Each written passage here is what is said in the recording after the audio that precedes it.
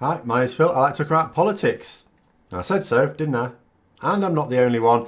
Once we leave the EU, every remaining member will have its own conditions for a trade deal. Not that Boris Johnson is trying to get a trade deal, but at some point we are going to have to face reality. And then when that day comes, we're going to get a second dose of reality. Right in the face. But first, if you'd like to be notified of daily news and politics, then please subscribe to the channel and click the bell notification icon. So, as you do when you're preparing for negotiations, the EU has been putting the finishing touches to its agreed position. Spain wants Gibraltar excluded from any deal unless they agree terms with the UK unilaterally, nothing to do with anyone else. Lots of countries would like a word or two about fish. And now Greece would like its rocks back. Specifically, this is about the Elgin Marbles. Now, I don't know a great deal about the Elgin Marbles. I don't know exactly how they came to Britain. I don't know whether it really was all above board or to what extent it was all above board or not. At the end of the day, I mostly concern myself with things that have a more profound effect on people's lives. I think it has to do with the fact that technically they were taken out of the country with the permission of the rulers at the time. So from that point of view, all above board, but that the rulers at the time were not actually the Greeks. So I don't know, I suppose dodgy. But, you know, at the end of the day, they're rocks. As far as I'm concerned, they're rocks. They're broken rocks as well. I mean, they don't even work anymore. So if Greece wants them back as part of a trade deal, I personally think it would be one of the easiest terms to agree to. I'm not quite sure why we haven't given them back a long time ago.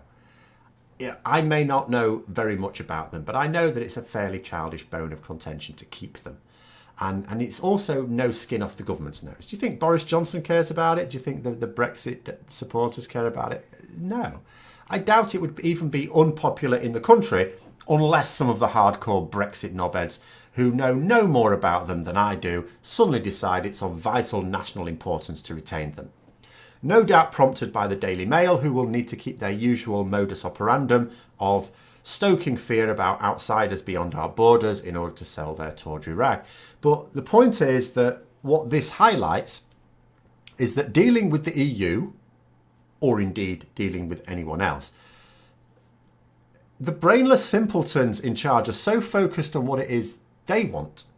They have never asked, not once, asked themselves what the other side may want. And in the case of the EU, that other side is actually 27 other sides. And in actual fact, if any of those 27 countries have multiple parties contributing to their balance of power domestically, which a fair number of them do, then you have more than 27 points of view all vying for something in return.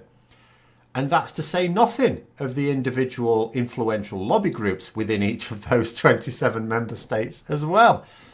Not that the marbles themselves is a specific condition of getting a trade deal as such, but in reality, the fact that the clause has been put in presumably shows that Greece is likely to withhold its approval for whatever deal we eventually agree to in however many years' time that is, until we hand them over.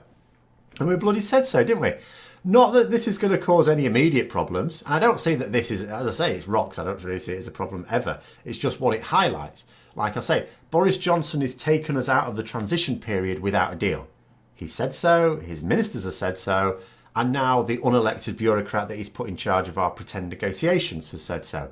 So we're going to go along in 2020 with the pretense at trying to get some deals with the world.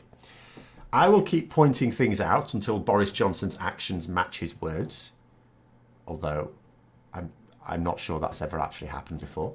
And then we will enter the mother of all political storms in 2021.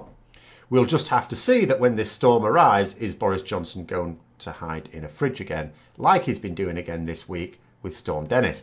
Of course, it's not like it's all going to be calm until the end of the year.